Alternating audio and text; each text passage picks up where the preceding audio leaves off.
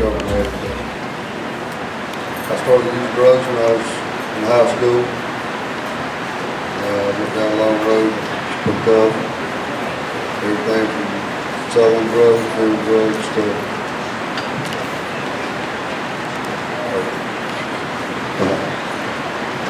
took about anything you can imagine. I ended up in jail.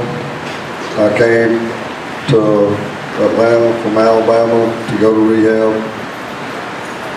I was looking at 20 years in prison, and because of the things I've done to get my life back together, what have you,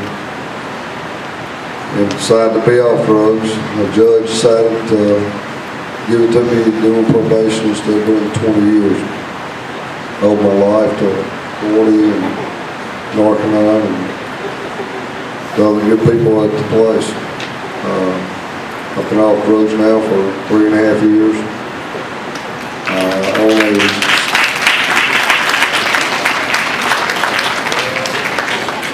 I'm a business owner. I'm a contributing member to society. And that's about it. So it sounds like you all have a good idea about some of the issues related to drugs in America today. And I'm glad that you all did such a wonderful job. What we're going to do is go ahead and start asking the panelists some questions. So if you have any questions of the panelists that you want to ask, make sure that you raise your hand, because this isn't a lecture. This is a conversation that should go both ways, okay? Why do you think that people experiment with drugs? Can anyone raise their hand and answer that question for me?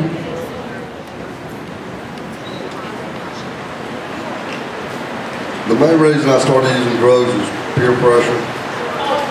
Friends of mine were using drugs around me. It was kind of a lifestyle that was going on, and I ended up in the middle of it.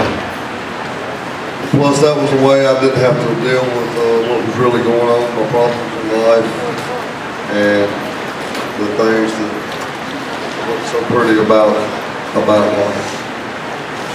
Right. Well, you know, my lifestyle, by the end of my drug use, my whole family completely disowned me. Wouldn't even recognize that I was alive because of all the things that I had done to them, to other people, what have you. So, drugs pretty much can destroy your life. I've seen it destroy friends' lives. I've seen people die. I've seen it all. And what made you seek help and assistance? I decided to seek help when I ended up in jail. I decided that was the end of the road. I had everything in life to look for, that drugs and what have you, that destroyed all my dreams and what have you. So pretty much when I ended up in jail, I decided that this was enough, this wasn't for me, and I wasn't going to spend the rest of my life in jail. And one last question regarding your experiences. What was the hardest part about your recovery process with Narconon? Like, is there anything that just really took you aback when you were going through the process of healing from drug abuse?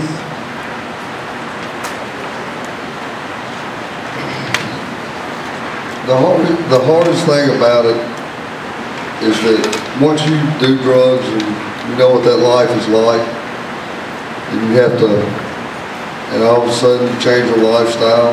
The hardest part is changing your lifestyle and friends that you thought were your friends. Can any of you all on the panel talk about what you all used to do in order to get drugs? Well, some of the things you would try to do, whether it's selling something or something to that effect. What would you do in order to get drugs?